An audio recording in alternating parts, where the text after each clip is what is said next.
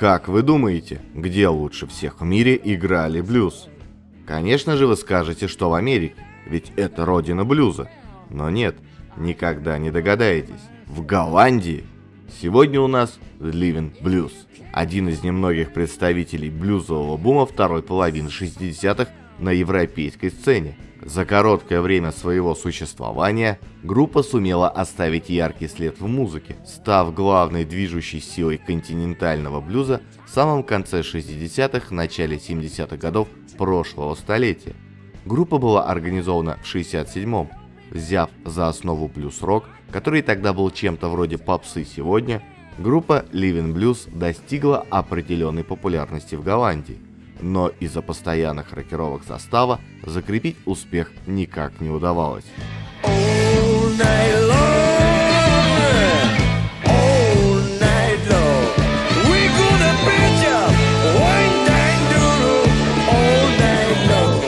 Итак, Living Blues. Группа сколь фантастически мелодичная, столь же и неудачливая. Но начать хотя бы с того, что с таким мощным завалом в блюз следовало бы добиваться известности и успехов в Штатах, но музыканты сделали ставку на континентальную Европу, в которой в конце 60-х блюз был, мягко говоря, не совсем ко двору. Группа вначале существовала в виде акустического дуэта певца и гитариста Ника Кристиансена и Джона Лагранда на губной гармошке. В то время именно они, а также коллектив Cubby and the Blizzards были ведущими и единственными представителями блюза континентальной Европы.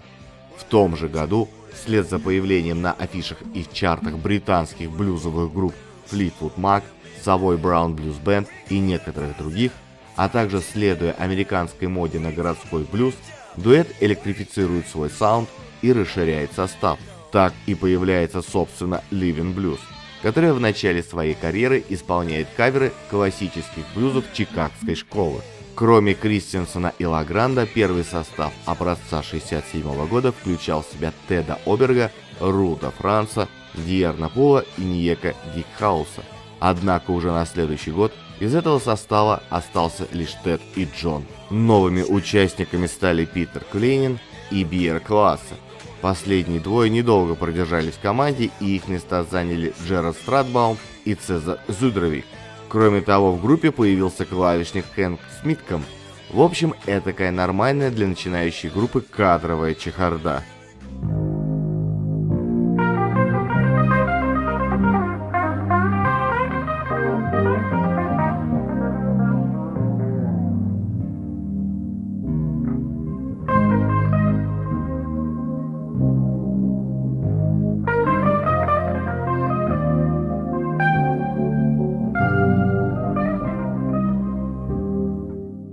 Ребята сделали ставку на традиционный репертуар, который состоял главным образом из ритм-блюзов середины 50-х.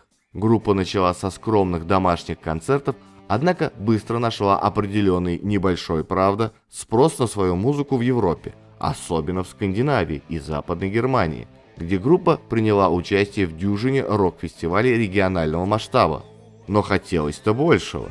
И в 1969 году группа подписывает контракт с Philips и выпускают дебютный альбом, состоявший из пары номеров Биби Кинга, нескольких традиционных вещиц от Мадди Уотерса, Литл Уолтера и Вилли Диксона и, собственно, материал Living Blues. Запись отличали мощный вокал Кристиансена, виртуозная и чувственная гитара Оберга и гармошечная техника Лагранда, который лихо подражал Литл Уолтеру. Продюсировал диск экс-барабанщик Голден Иринг и будущий создатель Stars on 45 Яп Эггерман.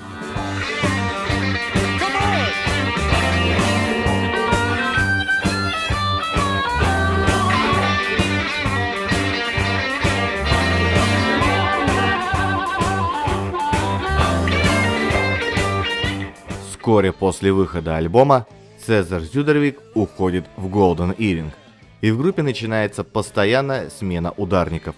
Сначала Джон Дэн Бланк, затем через каких-то полгода Дик Бекман. В 1971 году его уже сменяет Джонни Леджен. Второй альбом группы был сделан вместе с Сеттермантом и вышел в 1970 году. Лонгплей был тепло встречен и слушателями, и критиками. Альбом принес группе международную известность и возможность колесить с концертами по странам континентальной Европы.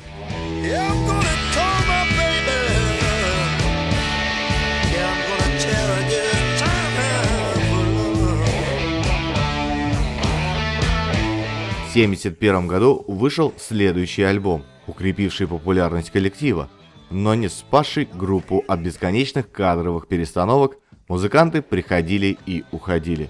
На этом диске была представлена аранжировка увертюры из рок-оперы Эндрю Ллойд Уэббера и Тима Райса «Иисус Христос. Суперзвезда», которая пользовалась большим успехом на концертных представлениях в Европе.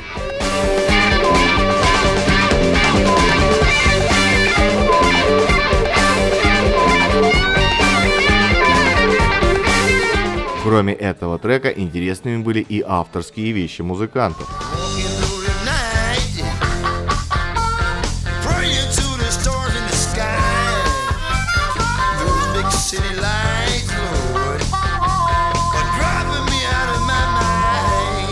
Выходит концертник, который помимо обкатанных треков включает несколько новых вещиц, явно намекающих на утяжеление звука. Впрочем, это было закономерно для начала 70-х. А мастерство музыкантов явно росло с каждым следующим альбомом. Основную роль берет на себя создатель и лидер группы гитарист Тедди Оберг. Ему принадлежит и идея обложки, и авторство нескольких вещей, в том числе минималистичного хитового инструментала Sweet Susan.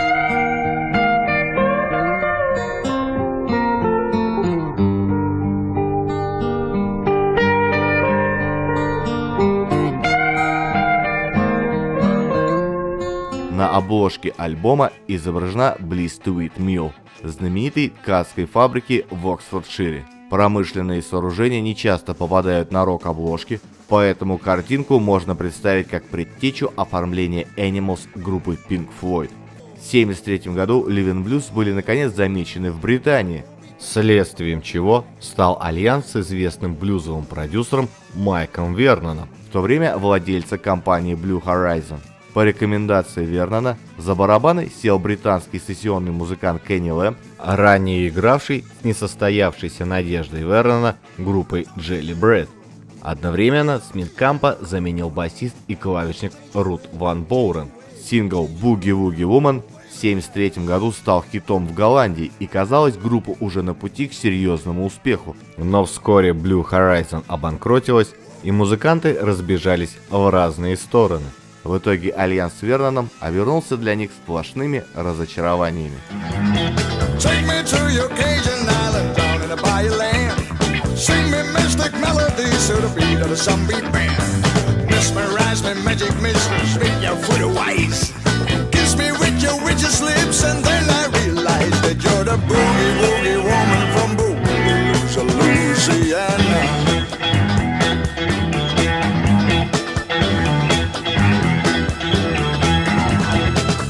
Вновь группа появилась на горизонте лишь через год, в 1974 году, когда Оберг и Смит-Камп, успевшие поиграть в Shocking Blue, собрали новый блюзовый квартет, который составили экс-ударник Shocking Blue Кор Вандербек и вокалист Джон Фредерикс. Этот состав играл собственный материал и склонялся к более привычному хард-блюзу, что отразилось в альбоме, изданному в 1974 году на студии Ариста. 10 композиций, из которых 8 написаны музыкантами, и очень красивая инструментальная композиция «Изабелла», рвущая душу своей неповторимой грустью.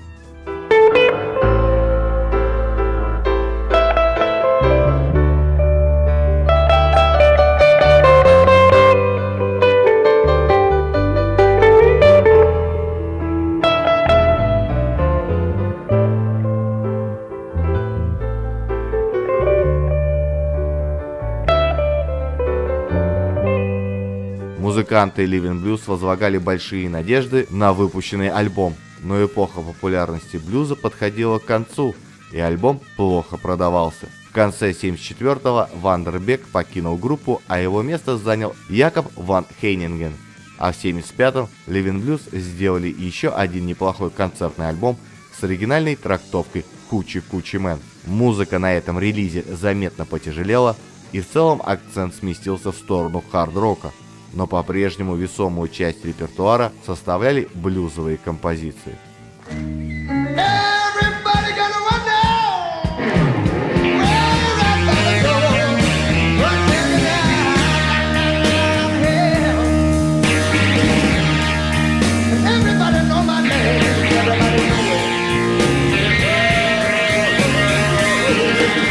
Годом позже вышел студийный альбом Blue Breeze, в который помимо оригинального материала группы вошла песня Джонни Уинтера «Pick Up On My Mojo». Именно этот альбом годом позже был издан в Польше фирмой Муза и приобрел огромную популярность в Восточной Европе и в России.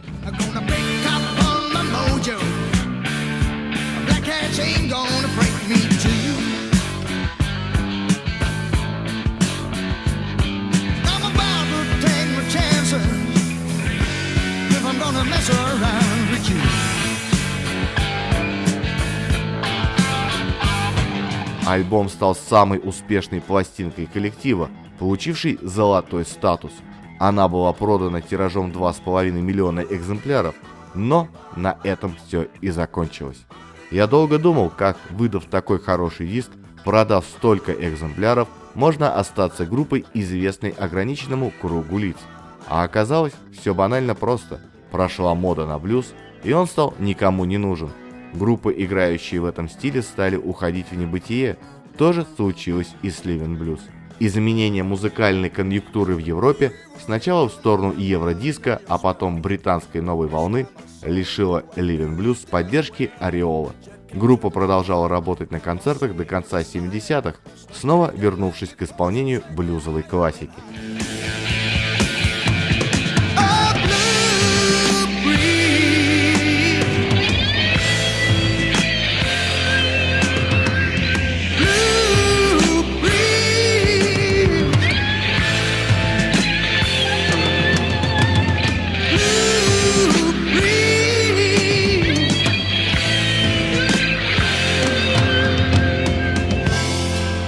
Но в 1981 году Джон Фредерикс, Тед Оберг и присоединившийся к ним Питер Винк на басу и Фред Ван Волтен на ударных приступили к записи очередного альбома, который, однако, закончить так и не смогли. Материал остался неизданным, а группа окончательно распалась.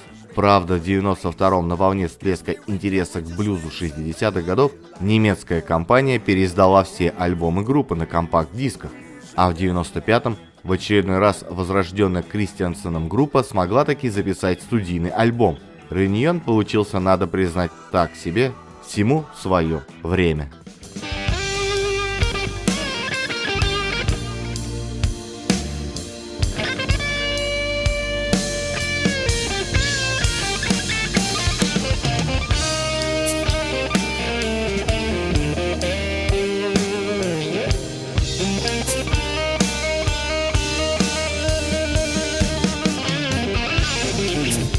Основатель группы Тед Оберг выпустил 2 инструментальных альбома и сейчас работает с сольным проектом Оберг.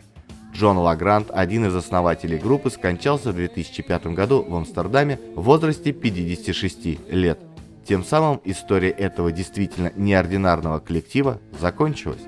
Группа осталась в истории золотой эпохи ритм-блюза как один из немногих представителей блюзового бума второй половины 60-х на европейской сцене.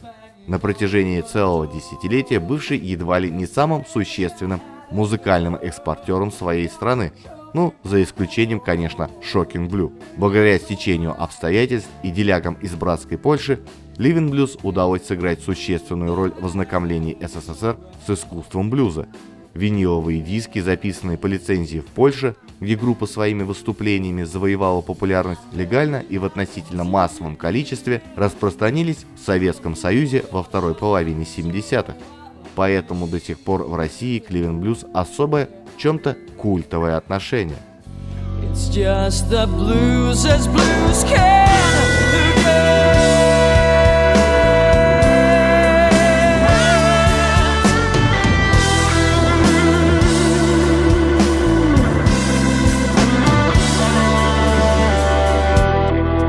Остается решить, могут ли вообще европейцы играть блюз.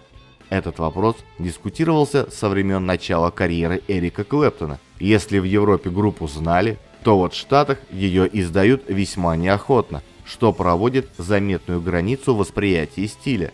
Но в любом случае, для континентального слушателя Living Blues и были и остаются заметными и прекрасными исполнителями.